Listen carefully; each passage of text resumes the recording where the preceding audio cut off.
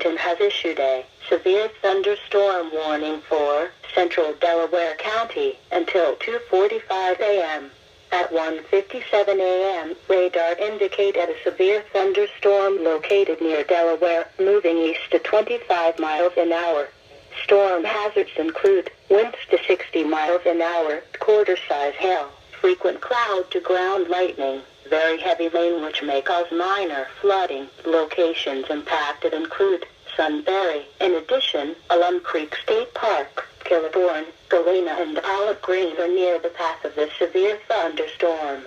This includes the following Interstate 71 between mile markers 125 and 139. Seek shelter in a sturdy building.